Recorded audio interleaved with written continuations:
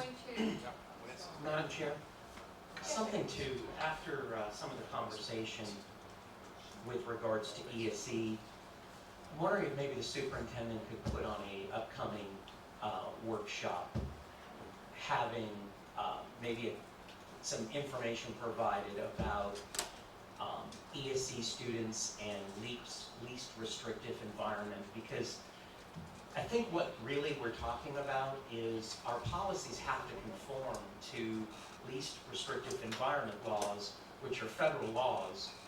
And it's not simply that I think there is as much discretion always. There's a process, there's a due process, and students are entitled to that. And I think it's probably a good time to review that. And each and every exceptional student has an IEP. An IEP is an individual educational plan, and it's just that, it's an individual. So there's not going to be a blanket rule that's going to apply to every ESE student. It's never going to happen. So we'll gladly do that and bring that to your attention, because I don't want you to think those things go undealt with. They don't. I meet with the ESE staff, the director of ESE, every Friday morning at 6:30 in my office, and we review every one of those incidents. So we are aware of them. We're working on them.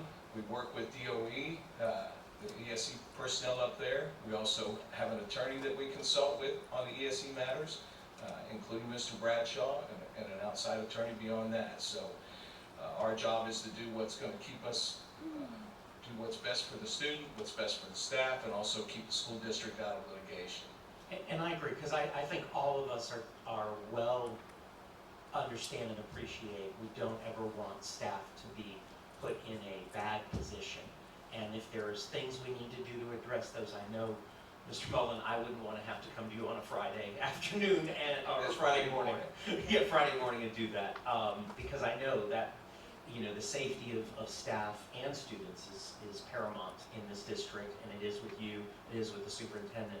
But I think that there are laws that we have to follow, and I think we need to review those and understand what they are. And I see Mr. Bradshaw, That's the board's desire. We can do that yes. at a workshop. we do that in At a workshop, I will get with Ms. Kirby this week and we'll And I set don't want that to up. say it's just all the ESE children. We've got some problems with other children also. But I think that what was just brought up today, though, Yeah. was issues regarding ESE, and the first thing that pops in mind is we also have federal requirements with least restrictive environment issues. And I know that, you know, Mr. Bradshaw is expressing that that's a real issue that we face, and it's a federal issue, meaning it's a federal lawsuit, and it gets under some pretty broad things. And I know there are state ramifications And as we well. do have ESE students that are on home education, and we have some that are not. But all of that will involve a process by which we can go through, and it's not just because they didn't follow a standard Rule 7 or whatever it happens to be. So there's a process we have to go through regardless of the circumstances. I think Mr. Bradshaw will confer with that. We know from expulsions that when we're dealing with expulsions, when there's an ESE, when there's manifestations that involve that, it changes so much of what the superintendent's abilities are to address that. And I say the superintendent because it filters down to the recommendations that we have to consider. But I will consult with Ms. Kirby. We will have that scheduled. We'll schedule that through Ms. Liddell. And Mr. Kennedy, you talk about the expulsions, and that's what we all know, that the public, I don't think, knows a lot Right. of those. They don't know our job, do they? No, or they don't know how it does restrict Right. us. And that's why I think a workshop hopefully can help, you know, share some of that.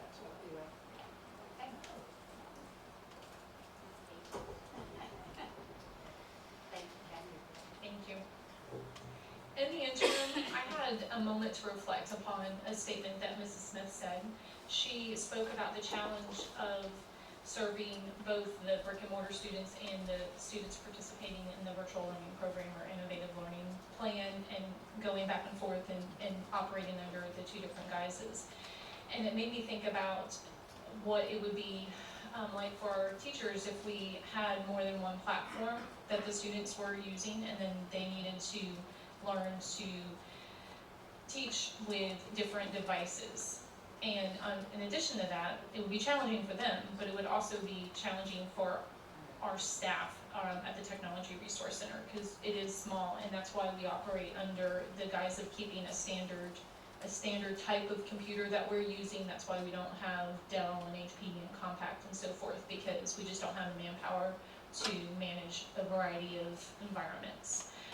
And thinking back further, some of you may recall that we actually had a committee come together to identify the device that the district would use when we moved to one-to-one, and a variety of options were identified and reviewed, and the committee chose to move forward with the iPad. So, and just to kind of recap that if we want to explore something going forward in the future, by all means, we can put together a task force to do so, but that is how we came to be an iPad one-to-one district, and why I would urge you to exhibit caution in asking us to have a variety of platforms at the same time.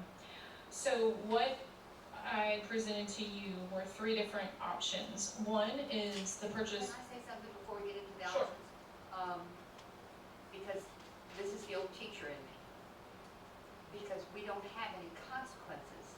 It doesn't surprise me at all that these children keep our iPads like they used to keep our textbooks. In the old days, they didn't get their diploma until they found their textbooks. I had many high school kids going through stacks of books looking for their notebooks. And library books. And library books. So we have no consequences. So what I'd like to do is maybe have Mr. Bradshaw come up with some information in that contract that they sign when we give them the iPad that would state consequences. I think Ms. Counts, and maybe you can address that, the consequences are exactly the same for a textbook as it is for Mr. Bradshaw. But I don't think the contract says anything about what's gonna happen. There are consequences, that is not criminal consequences, which motivates people a whole lot more than civil consequences. But you can file lawsuits against them. I mean, they have to sign a contract in order to get an iPad. If they don't return them, you can file a replevant suit. You can file a suit for damages. You can, there's all kinds of legal civil remedies that we can go through to do that. The problem that you have consequences that you, so yes, ma'am. If the board chooses to go that route, you can move towards suing the parents and try to. Collection, though, consequences, are they the same at this point in our policy, whether it's a textbook or it's an iPad? We would be under similar, where we would still be able to collect, and they would not be able to receive their diploma. I don't think you can stop kids from getting their diploma. Not their diploma, but walking, for example. I think there are You certain. can stop that. I believe you can prevent them from walking across the stage. You can't prevent giving them their actual diploma. But that, I think, is what we have currently. But we don't Correct. necessarily. We will keep them out of extracurricular activities or Right. going to school dances or those kind of things at the elementary level. There's actually less stuff for them to lose at opportunities for, more so at the secondary level. But those are the things at the end of the day, when Mr. Bradshaw suggested we either sue them for that money or hand them their diploma, just not let them walk across the stage. But we do utilize those other options Absolutely. currently. But you're not taking away their educational right, which is to get their diploma. You're taking, students don't have a right to walk across the graduation stage. They don't have a right to play sports. They don't have a right to be a cheerleader or be in the band or any other kind. Those are parking privileges, all that. That is why, parking privileges is a great example. That's why we have them go through the teen driver challenge before they can get a parking sticker for their car. So, the consequences, now, what I just talked about have dire consequences on high school kids, some middle school kids, but not a lot on elementary school kids and elementary school parents. So, but there are legal steps that you can take. That would be for another discussion on whether y'all want to travel down that route. Well, I just think if we don't have to act on civil suits and take them to court and sue them, but we do need to somehow tell them that there will be consequences if they don't give us our stuff back. We can't, I just looked at the cost of textbooks over my 28 years, and what used to cost $35 or $45 now costs $145. And Yes, without buying the, college ones. yeah, without the state, you know, they mandate all this stuff and they give us no money to support it or maintain it. And so we've got to figure out that, teach them some real life lessons, that there are consequences when you don't do as you're supposed to do. And just state them in the contract, that's all I'm saying. State them in the contract? Well, that they sign up, when they sign out an iPad, don't they sign a contract with us? They do. Yeah, and then just have that language in that contract so that they see it. Is that in there now? I'm not quite sure if I haven't looked, I drafted that contract when Dr. Davis was here. I haven't reviewed it recently. I can't remember. For some reason, I really did believe it was in there as part of the collections, that there was reference to it, but I could be wrong. I don't know if I outlined everything that I just said, you know, that you can be prevented from walking at graduation, you can be prevented from extracurricular activities. A lot of what you're saying is in there, but again, Okay. we've had parents who understand, I'm not signing that contract. Yeah. So the question still becomes, are we going to give that student an iPad, or are we going to tell them we can't educate your child because you won't sign that And I contract? think we've had the conversation before, even if they don't sign that, it doesn't mean that they're exempt from that responsibility. It's just that the hope is if they acknowledge it, then it makes it a little easier to not have to go through that. Correct. I mean, once you give them that, I mean, they're still responsible for it. So there are still legal steps that you can take. We're not giving it to them as a gift. I mean, it's basically loaning it to them for their education of their child and not returning it. You know, there are legal steps that can be taken, whether you sign the contract or you don't sign the contract. So we can take those steps, make an example, and establish that with parents, and see where that goes. But that's the only way we're going to establish that we're serious about the contract, is if we do that. If we go after the people that haven't turned it in, or that have lost it, that haven't paid it. And if the board wants us to do that, we'll do that. Or they pawn them. They pawn a few of them too, we know that for a fact. Yeah. We get calls from pawn shops, we get calls from people that bought them from pawn shops. Mr. Mellon, who do we have that we can spare to delve into that? I mean, who, pray tell, has time to do that? To delve into, Tracking down the lost or stolen or, we're doing that now. Kathy Androsky does it, Lance does it, administrators do it at the schools. I know that. The tech specialists at the schools help do it, whoever has time to do it does it. well, They keep graphs and charts, and they can tell you how many people they've contacted for each iPad. Usually it's 3 or 4 phone calls for everyone that's missing. And they tell you where they tracked it to, and the last person that saw it, and where they saw it. We have all that information, but we don't have the iPad. And it's not a unique Citrus County problem. This is a problem that school districts are facing, and certainly Florida's even more so since we have instituted this across the state where we have remote The learning. immediate problem in front of us is we're out of iPads. So the immediate problem we're trying to solve is, do we buy more and you try to get them in the hands of the kids that don't have them, or keep trying to search for those ones that we can't find, and just hold off on the other iPads? Mr. Rowland, and I had a chance to talk a little bit during the break to you about the numbers, though. I mean, because, we are dealing with 1,500 that had not been turned back in, so that. Correct, and we got 400 of those back, Right. that they worked on. Right. And we did the 1,500 based on a 10%, which is what we've always operated off of in the past. So we could get by with the middle of the road, 1,000. We'll make do. If we only get 500, we'll make do. But Right. I would tell you that's the safer bet to try to get through this year, with the fact that we are so dependent on having a technology device now. It's not like there's an option. We can't send them home with textbooks. It's not going to work. And the teachers are being trained to use the Canvas platform, which is all going to be delivered through a device. So it's if a student doesn't have a device, it places more work on the teacher, places more work on the student, places more work on the school. So Because we did have budgeted a number for extra devices. correct. When we bought the kindergartner through 3rd grade, we plugged in extra devices for that. But unfortunately, too, we weren't counting on issuing devices out for pre-K too, and now we have since decided, there's programs where we can issue them out to pre-K too, and still do some of the work, if So- we need to. So we could, you're saying from the administrative standpoint, you could make it with 1,000? I think 1,000 would be a safe number, would probably get us through. And again, we can continue to search for those other iPads, and they're not going to be a waste because again, what we would have in iPads, we wouldn't spend in some of the repairs for the other iPads.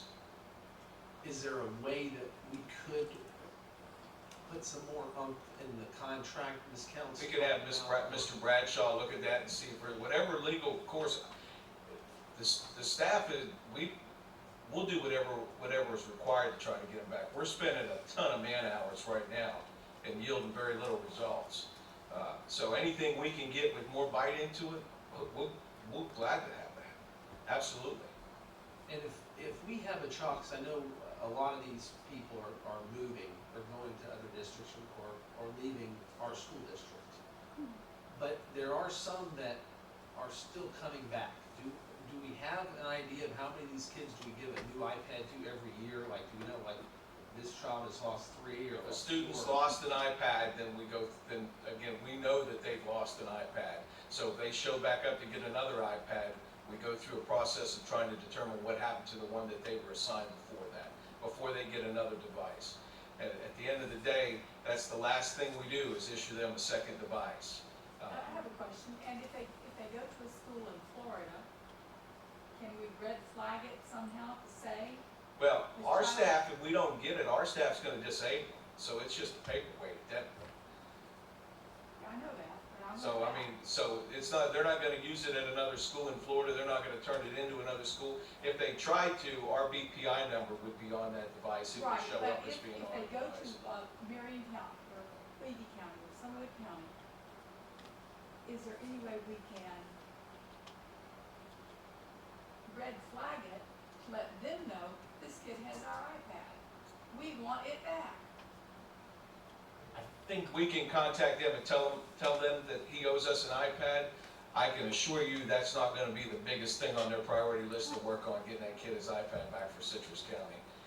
That's not gonna be a priority for them. But we can try to do that.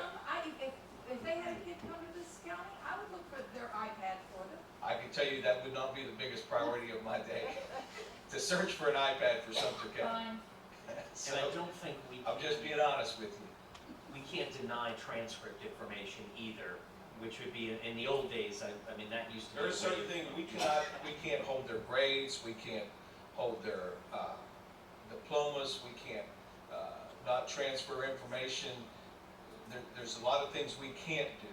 There's things we can. Mr. Bradshaw can, I guess, explore more of those and put more language into that contract. But again, if your thought is that every parent's going to sign that contract, that's probably not going to be the case either. So, Mr. Mullen, it's my understanding that currently there are students that are not able to do fully their work, and teachers are not able to assign all of it in some of our classes because they do not have iPads that can be issued, because we don't have iPads. Is that correct? We're out now. The TRC has issued the last of theirs, but again, we did not anticipate, I don't think anybody did, having 4,000 online students, virtual students. We thought we would be, if we were at 1,000, we thought that that was significant. When it surpassed 2,000, 3,000, and then 4,000, we were scrambling. Dr. Hebert and I were driving from school to school, scrounging iPads from the media centers to try to get enough to issue out to kids so that we could get a device in everybody's hand. So you're saying, though, at this point, what it appears to me is that And we have a critical we need. don't have our K through 3 iPads in yet, I don't believe. So I'm thinking of secondary at this point. I know that there are classes where Correct. teachers are not able to. Because we had to take some from the secondary to get to their online students. So yes, there's some classes without them. And that's not a judgment. I know that's just, I'm just saying that's a reality that our students and our staff are under. Teachers and Our cannot plan do would their be at this jobs. point, if we had to go to a distance learning district-wide, our plan, and we talked, Kathy and I have discussed this, would be we'd have to deploy a bunch of the older laptops to some students instead of iPads, which would be, again, more cumbersome for them. There are older devices, that would bring about a whole other set of issues, but if we had to right now, that's our plan B.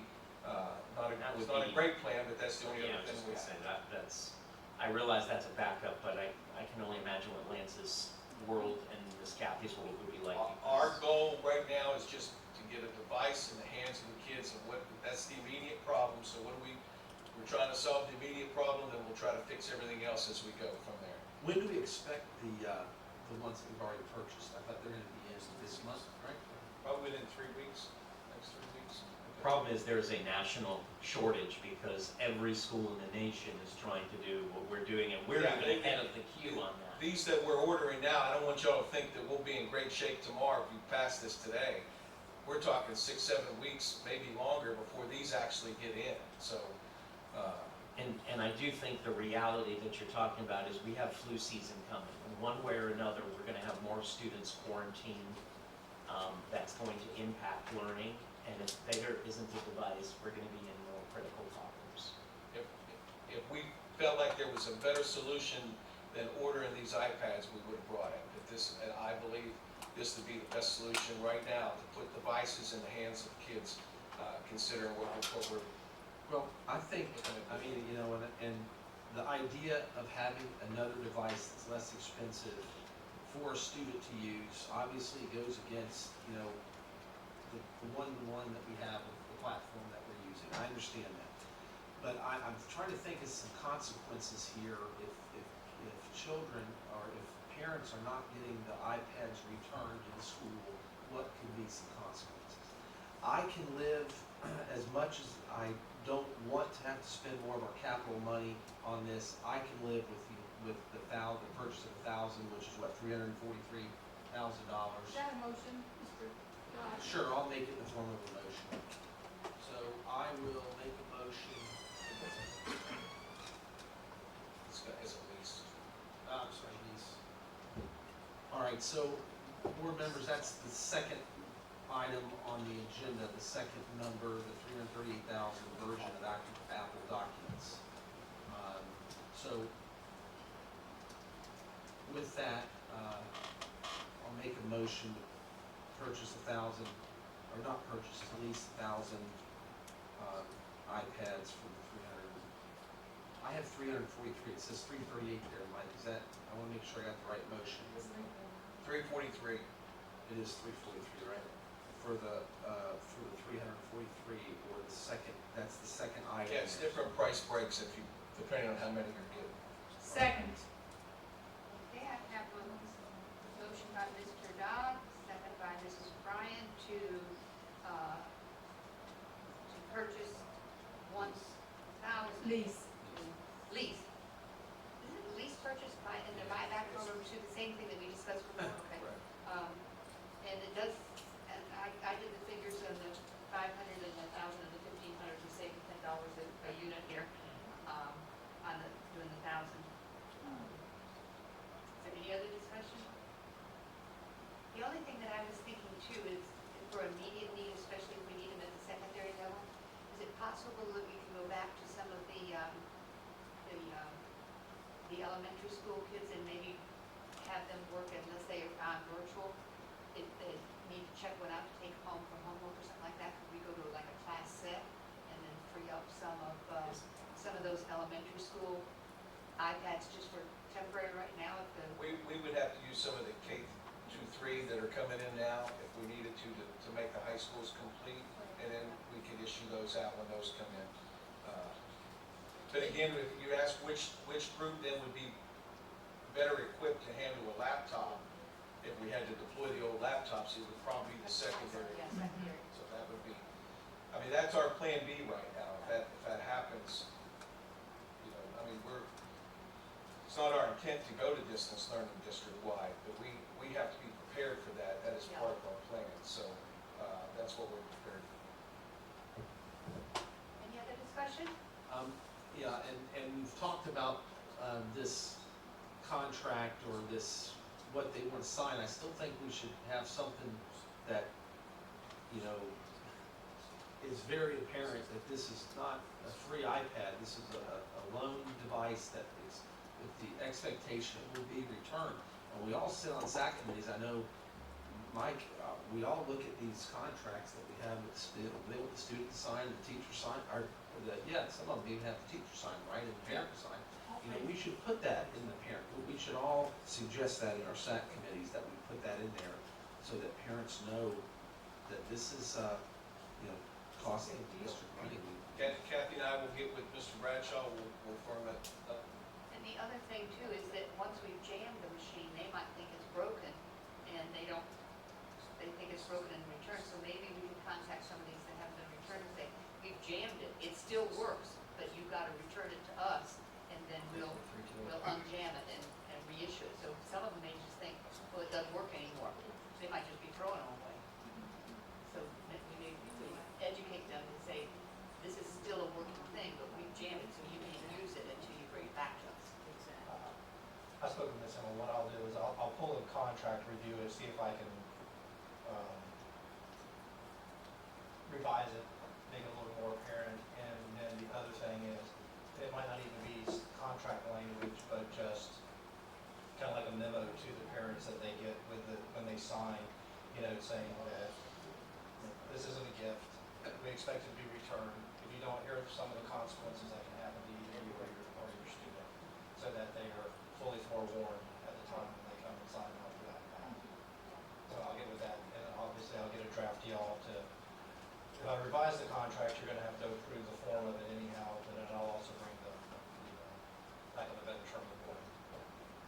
Do you want maybe to add that to the workshop in case we want to discuss it? This That- one? That's up to you. I'll have Ms. it. Towns, let him get it drafted first and then we can bring it. Okay, Okay. we'll be flexible. Okay, yes, ma'am. Do I have a motion on the floor? Any other discussion? All those in favor of the lease purchase of 1,000 iPads? All in favor, say aye. Aye. Opposed? Motion passes 5-0. Ms. Campbell, before you leave, is there these iPads, as well as some of the other devices, in order to run Canvas, and ClassLink, and some of the LMS requirements, is there a less expensive device out there that can be deployed in the way that we have to, that's rigorous enough to withstand what we have to? Are you aware of there being a less expensive device out there? In my experience in conversation with other districts that have the Chromebook, that their damage expense then makes it more expensive than what we are experiencing with the iPad. And we would still have to purchase software, a couple different types of software to manage the Chromebooks and for filtering, and the filtering would cost us more than what we are currently paying. So we will the really upshot have to is- sit down and do a strict comparison of every piece that's involved, from Jamf to Fortinet to the management piece that you need from Google to manage the Chromebooks. And then In the end, do you think that there's much difference? Or do you think that we are at probably is our cost-effective point at this point? when I conducted my informal analysis, not even including the Forti client and the Jamf, it was in conversation with the other districts with their expenses, we actually were coming out ahead, because we only, we mainly have the cracked screen, whereas they have the cracked screen and the keyboard, and both are breaking quite often on the Chromebook.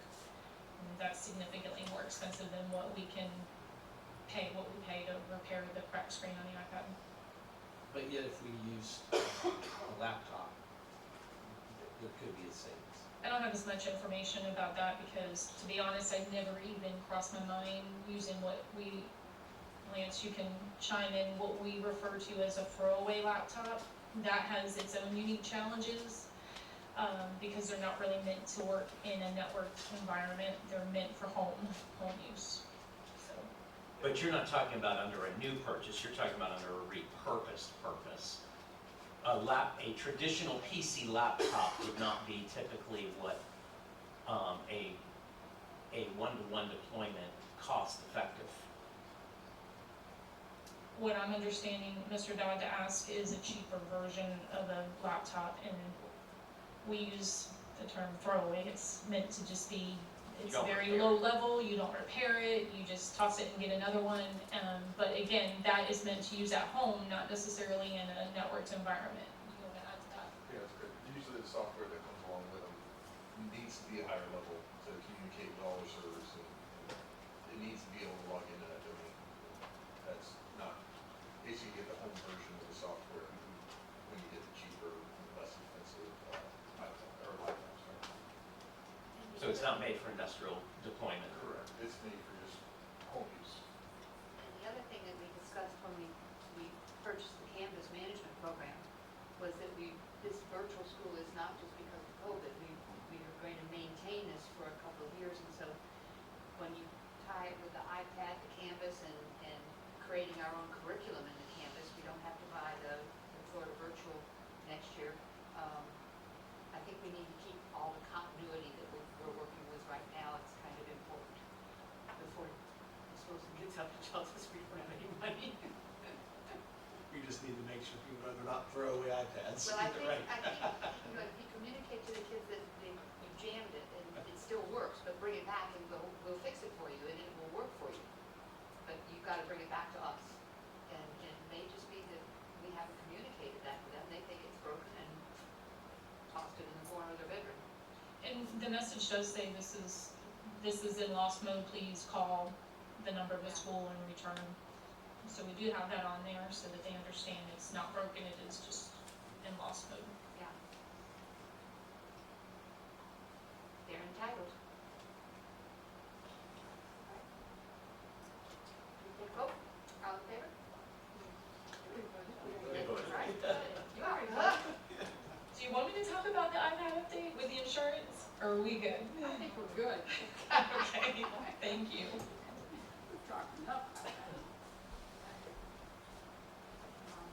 Good At least evening. you're smiling. Well, I see, you have your mask on, you don't know if someone's smiling or growling at you, so. I'm smiling because we're at the end of a very long journey. So with that, I asked for you to approve budget amendment number 11.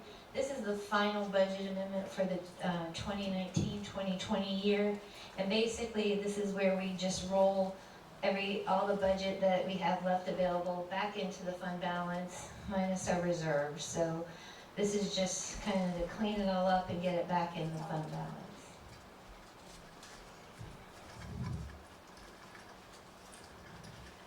So I asked for approval, for you to approve that. And you, I move to approve budget amendment number 11 for the fiscal year 2009-2010. Second?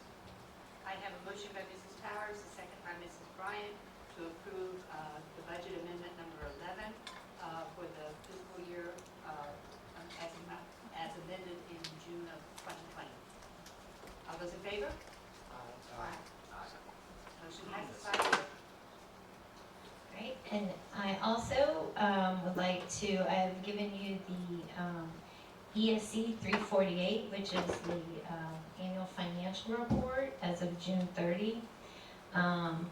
The state has not released the FRS contributions that flow through to us, not the contribution rates like the 10% or whatever, but it's an overall liability we have if we shut down for business, or the OPEB figures haven't been released either. So the 145, the big piece is not here, but I am asking you to approve this piece. I have Miss Christine Jernigan and Miss Tammy Dukowitz are here with me. They have spent tireless hours. We have worked very hard on this and the budget that you already approved, so I just want to recognize them and thank them for their hard work and dedication, not only getting through springtime and summer of COVID and all those challenges that added to us, but also an earlier board meeting and getting this done. So I just want to acknowledge them, and now they've sat through and waited, and I know they're ready to go home and just kind of relax. So I just want to thank them publicly for their assistance getting us through this. So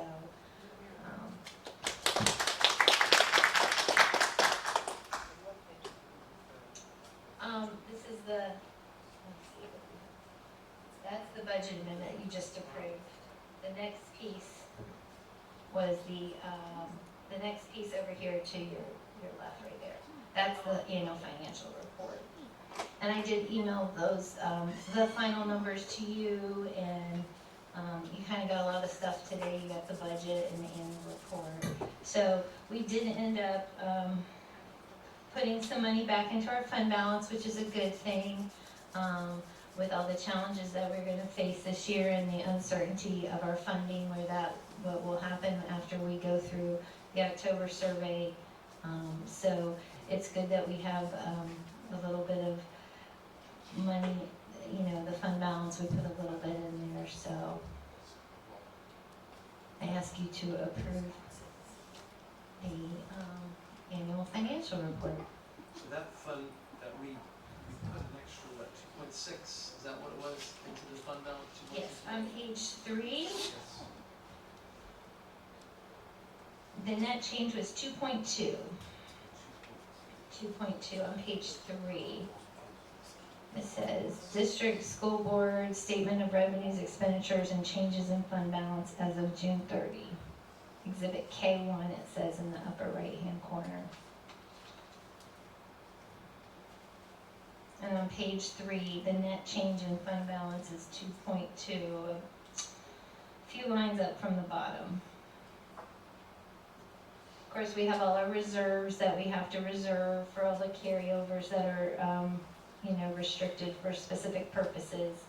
WTC has money in there, CAPE funds, AP funds, instructional material funds.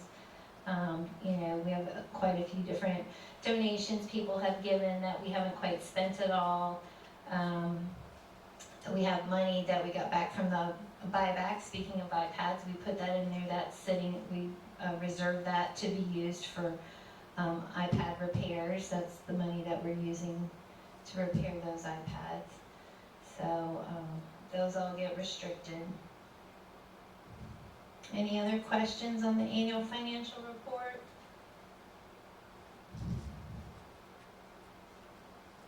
No? Okay. We need a motion? Yes. I move approval of the cash and investment report. The annual financial report. Annual financial, I'm sorry. I had it in my notes down. Second. I have a motion by Mr. Kennedy and a second by Mrs. Powers to approve the annual financial report of expenditures and changes in fund balance. All in favor? Motion passes 5-0. So, talking about the cash and investment reports, you received that. As you can tell, our interest rates are dropping dramatically. We are keeping as much in our, they call it the select cash, which is our 1 to 3 year investments, keeping as much as we can in that. Trying to keep as much money in investments and draw as little as I have to out of there to cover payroll and accounts payable. And of course now, through the summer, we have smaller pay runs, but now we're getting back in, full swing of school. So we're trying to draw as little cash as we can, keep it in. Brandon is gracious not to charge us any fees right now. Of course, we're not earning any interest either, but so it's kind of a wash. Our other funds are earning a little bit of money, but not much. We do have our $10 million that we invested, which I think was a good move. We're getting 90 basis points, which seems not very much, but for right now, it's a pretty good amount. So that's locked in there on that, because I think we're below 50 basis points on most of our other investments, besides our 1 to 3 years. So I'm trying to request as little money as I can. I call Mr. Mullen and say, I need you to give me permission to wire money. So he doesn't like to get those calls. And the budget, you approved the budget today, we're moving forward.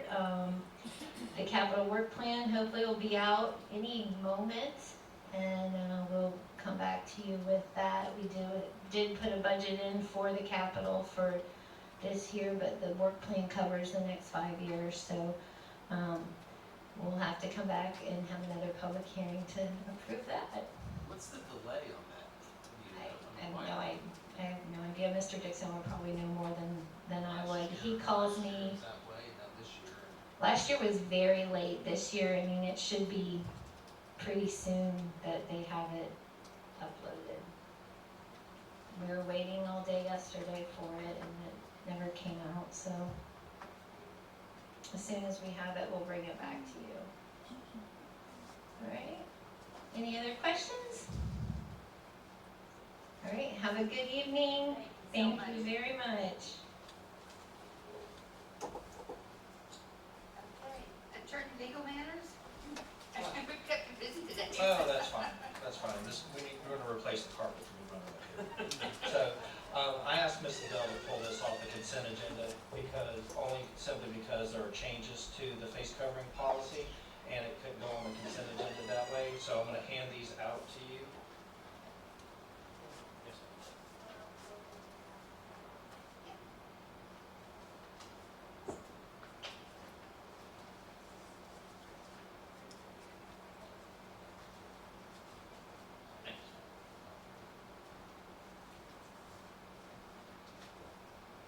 Because this policy was going to expire in 90 days because of the making it an emergency rule, it does not appear that we are going to be through with a face covering policy within that 90-day period, as much as everyone would hope for that.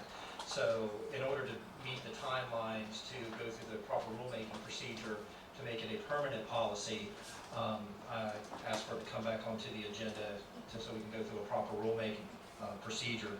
So I gave you a redline version and then a version that had the changes in it. But if you'll notice, the only thing that I changed in it was I took out COVID-19 emergency policy and just made it a face covering policy.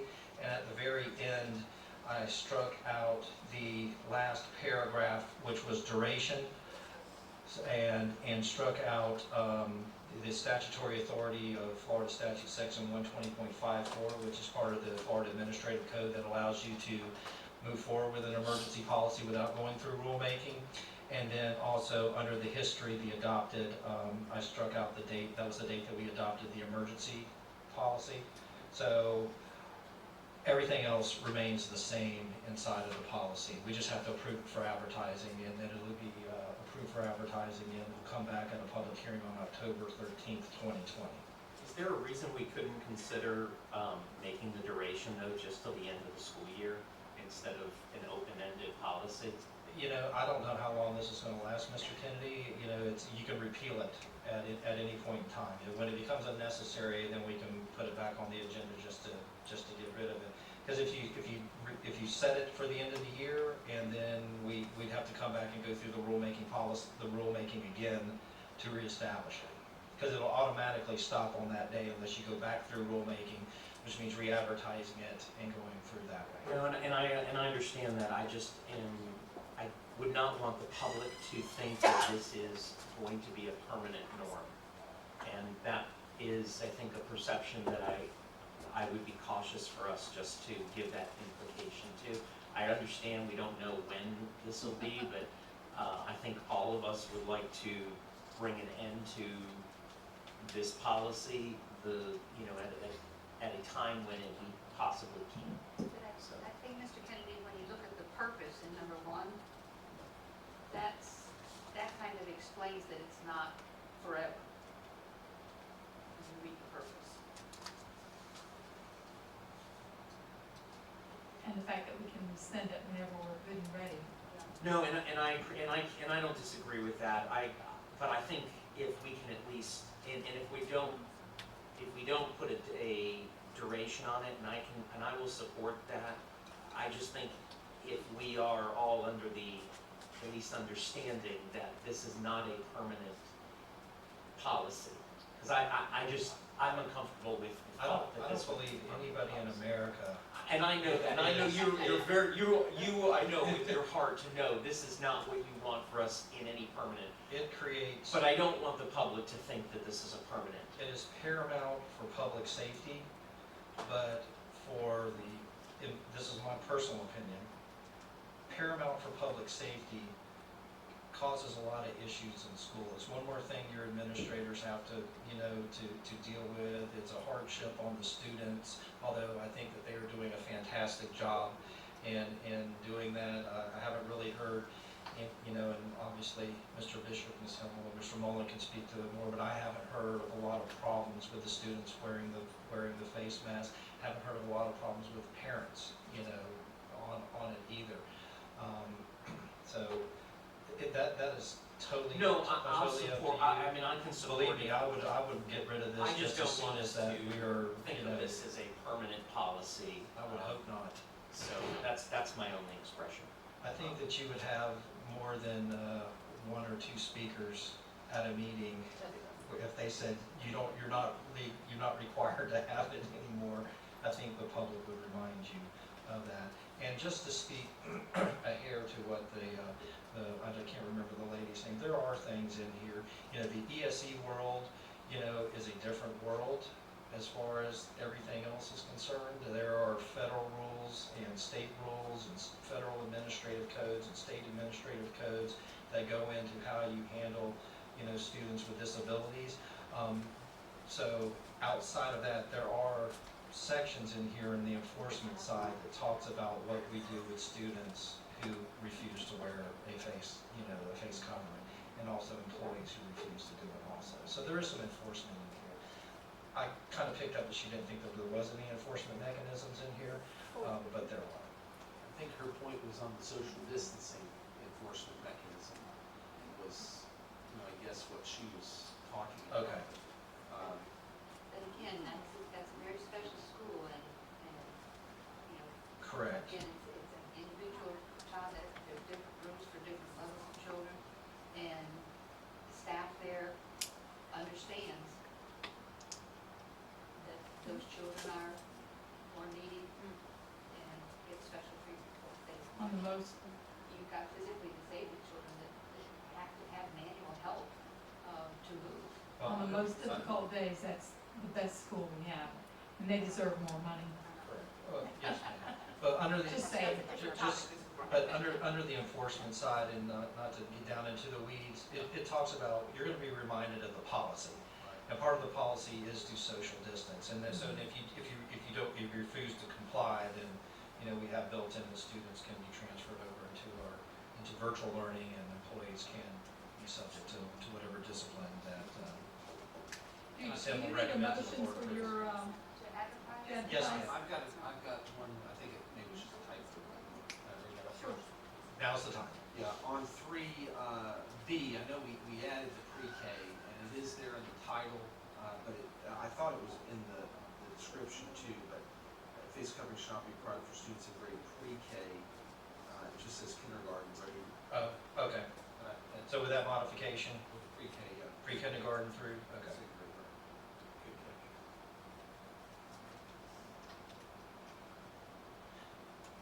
So I'll make that change, and then get it to Ms. Adele, if y'all approve it for advertising on October 13th. Was there a motion? No, I move to approve, to advertise the policy 3.232, COVID-19 emergency policy face coverings for public hearing Just face coverings, Ms. Bryant. on October 13th.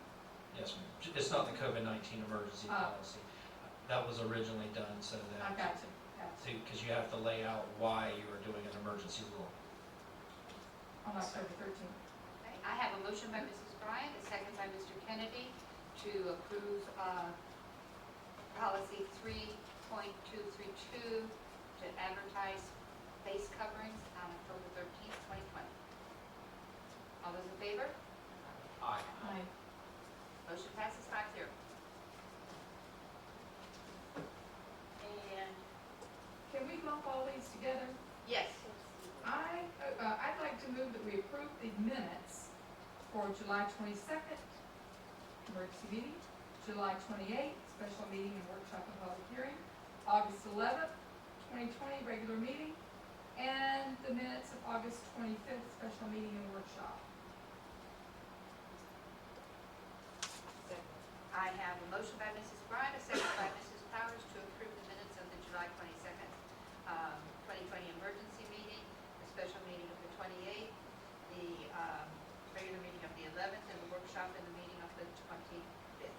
All those in favor? Aye. Aye. Motion passes 5-0. Any citizens' comments before we? Any citizens' comments? No citizens. Any staff comments? Any other business that needs to come before the board? Mrs. Powers? Yes, I'm gonna go for a minute. So Doug said, trying to see, but Doug said the other day, it's about, seeing the person during Zoom to be able to see the face. And I was doing Zoom the other day, and you couldn't do that, and it was annoying. I didn't know who was talking, what they were saying.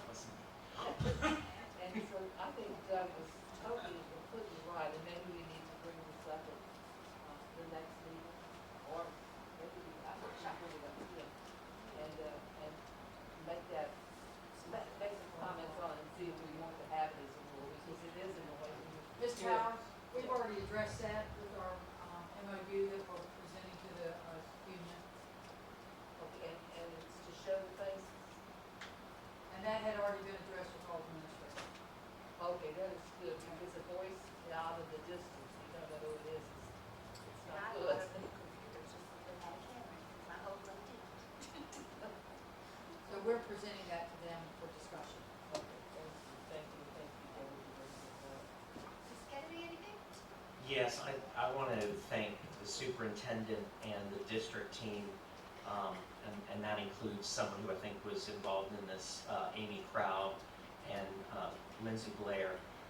If you haven't had a chance, our district's website now has a great little button called COVID Dashboard, and you can click on that button, and if you really want to see some of our statistics and our information, you can click and see that.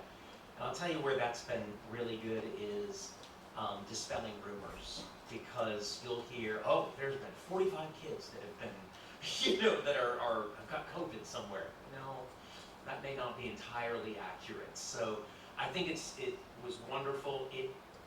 When we see COVID reports and data all around the state and nation, they have teams of people and computers that just assemble all that stuff.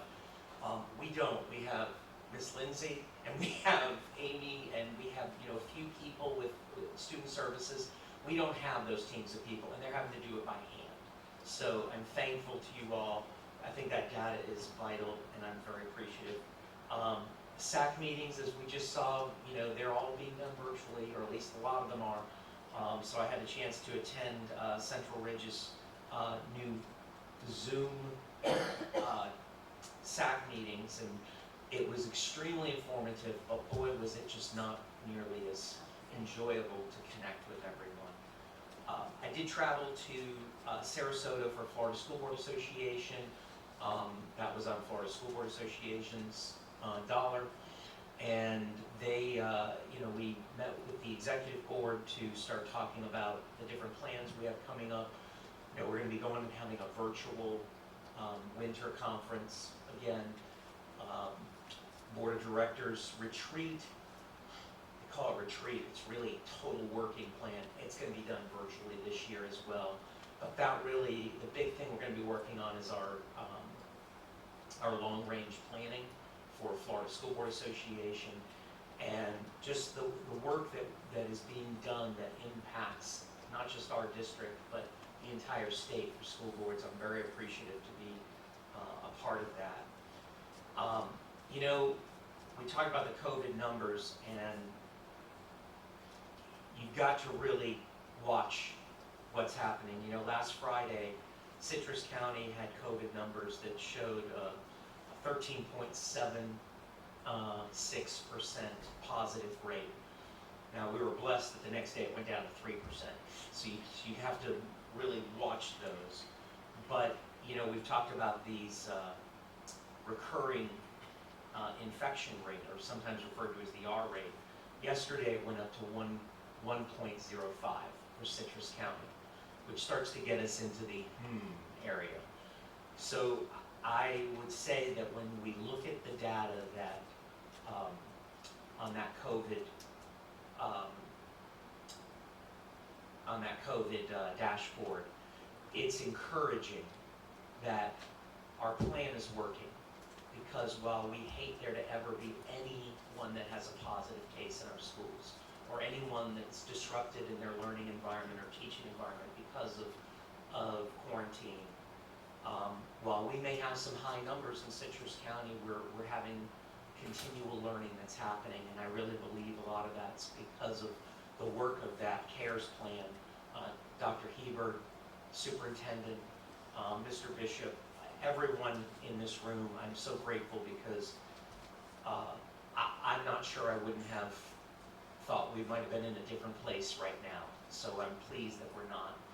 And so pleased that today, as I talked about at the beginning, we're having sports, which is very near and dear to me as a coach, as a father of an athlete.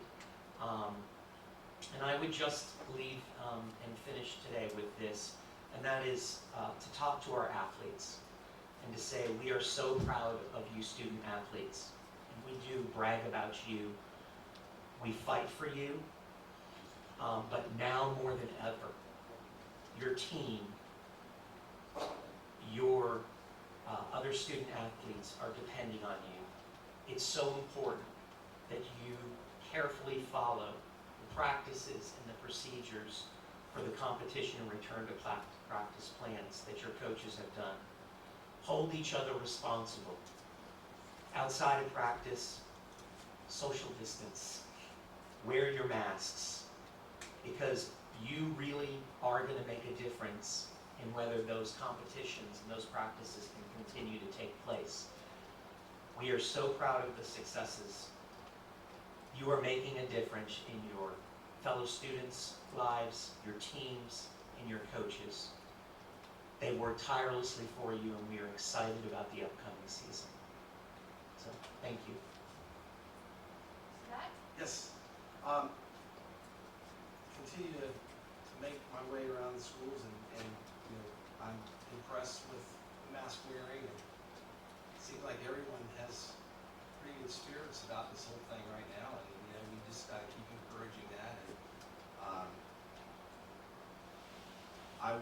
one of the things I talked a little bit to Dr. Hebert about was the balls on the playground, and I really wanted to try to look at that so that we can bring back allowing kids to have balls to play on the playground. And I know that you know, one of the schools had some balls out, and another school had some balls out, and then one of the principals said, oh, well, we're really not supposed to have balls out right now. And so, you know, I think as we get into this further with our elementary kids, I would like to look into you know, how we can do that with allowing young children. I mean, I'd like it to be all the way through our high schools, be able to have balls back on recess. I know that some of the schools have looked at PE now, and we've got that plan in place for PE, for cleaning the balls, but I just thought that would be a really good thing. I think to see the kids that are able to get out there and kick the ball around, to me it's not much difference than playing on the playground. We're not you know, wiping down the playground sets after every class. So I think we can come up with a way that we can have balls out there for kids, even if they would have to be cleaned every 15 minutes. I'm not really exactly sure where that came from, but you know, if we could have a way to clean balls after each period or something, I would encourage that. I think that that would be something that the kids would really like to have. So I brought that up. It was mentioned earlier, and I had this to address too, about the Teen Driver Challenge, to see how that was going. And I don't know if anyone, has that been put on pause, and what have we done as far as our kids that are living privileges.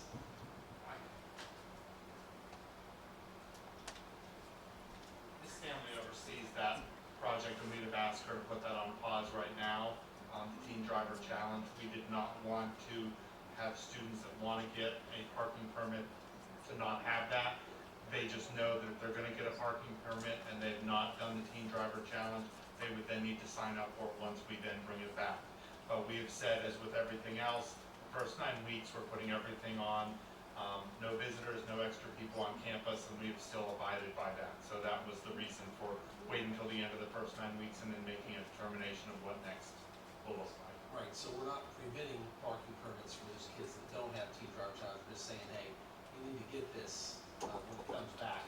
And Once it comes back, you know, again, we're hoping, you know, we'll be able to get them in and make that happen, but we don't want to not allow students to have it because we're not offering it. It's not their fault that we're not offering it, so. is the what I hear about the 15-minute rule on the balls, is that something that we can look at, or is that something, I mean, I had suggested some ways that we could have, 4 sets of balls out there, and every 15 minutes somebody blows a whistle, but is there a way that we could, I spoke to Mrs. Kaler, and she said some schools are allowing students to have balls, and she goes, that would be the principal's determination of if they can manage and monitor that. And the 15 minutes, I believe, was from something with the athletic association that they had recommended. So that's where we, for the elementary schools, had kind of, received that and have used that. But Ms. Kaler did say that some of the schools are able to do that and have the staff to manage it, and some were not able to do that. When we started to develop our return to play plan back in the early part of June, we referred to the National Federation of High School Sports, and their recommendation at that time was to have a ball for single use, meaning if I was wanting to throw the football, if I was going to throw the sky, they had to be wiped out every time we transitioned the ball from one person to the other.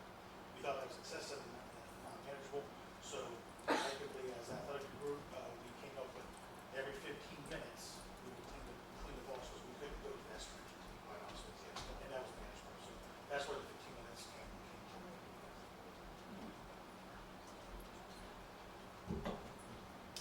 We're waiting on that first 9 weeks to get here so we can see where we are, what we're gonna do, and where we're gonna head.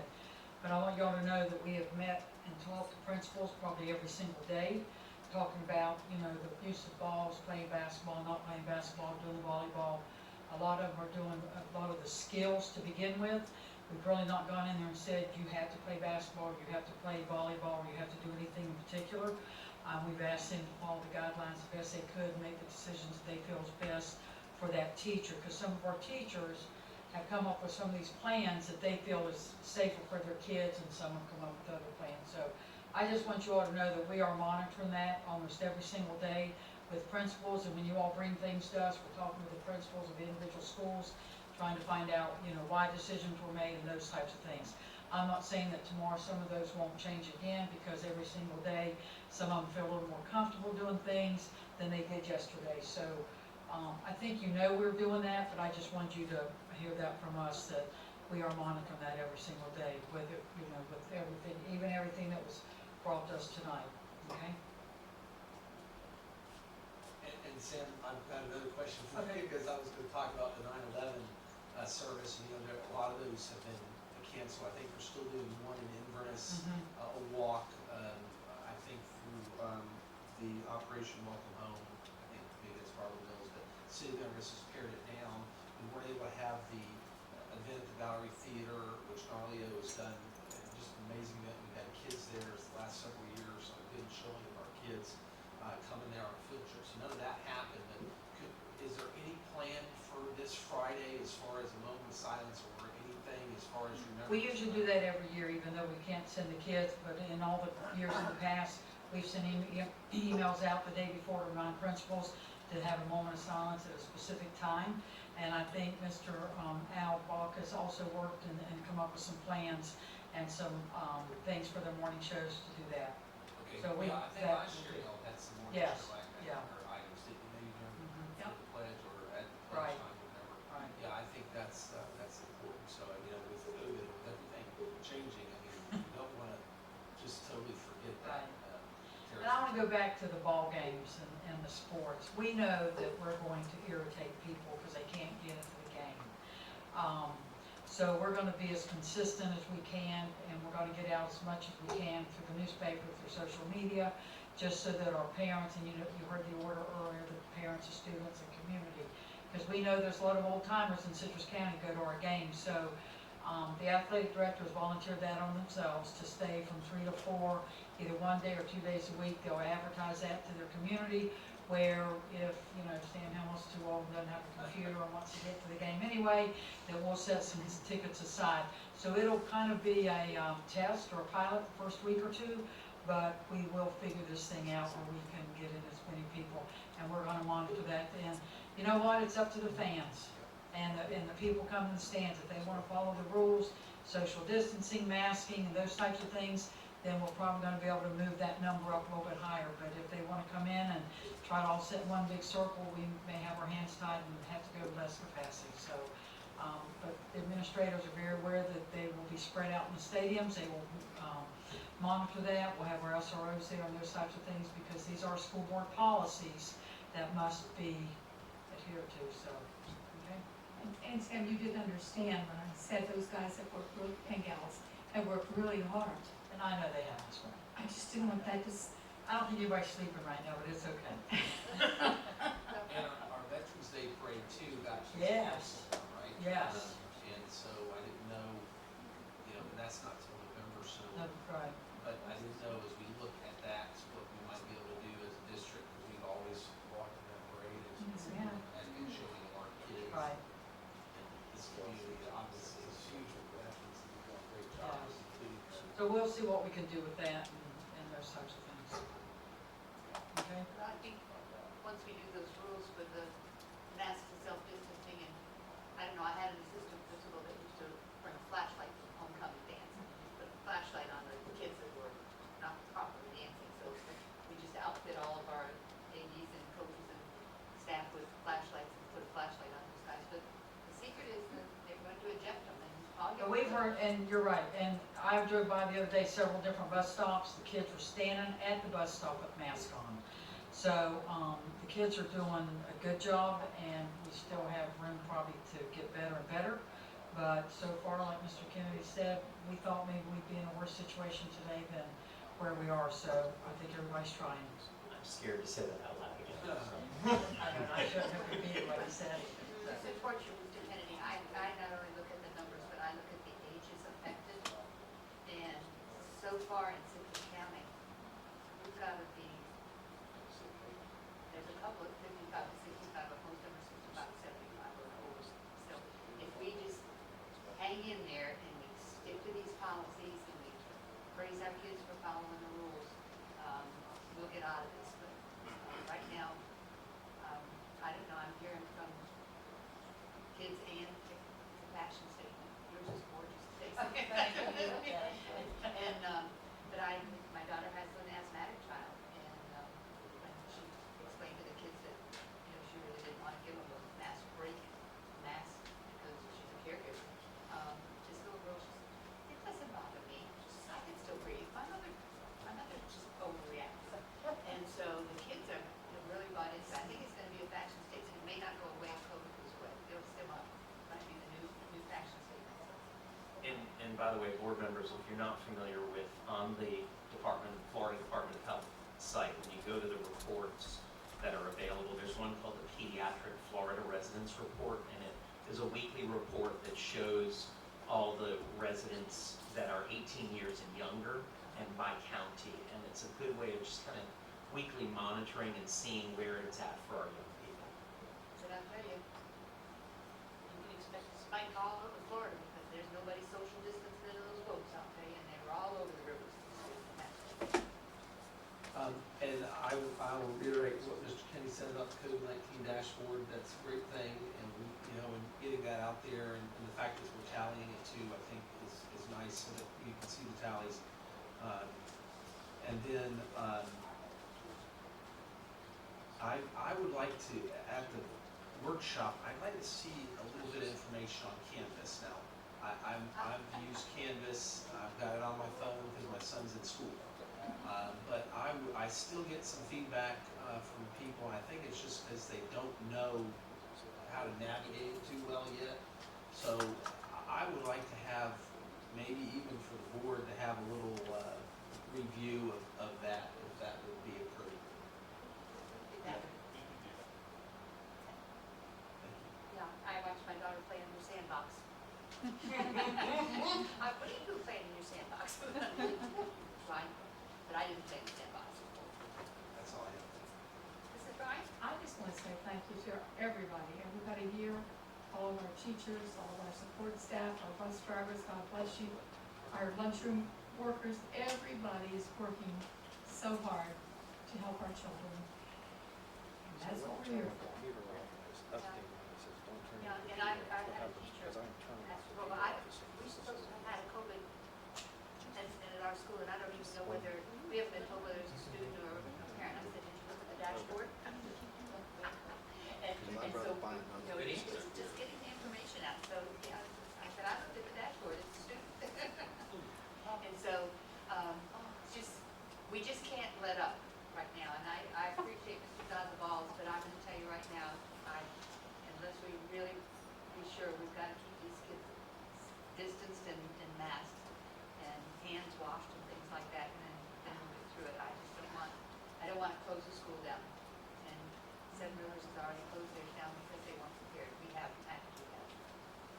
So again, I will ditto Mrs. Bryant's thanks to everybody. It's everybody doing it. Parents, teachers, parents are buying into this thing, so that's good. But we gotta help Ms. Androsky get these iPads back. Yes, we do. Anything we can do to help you.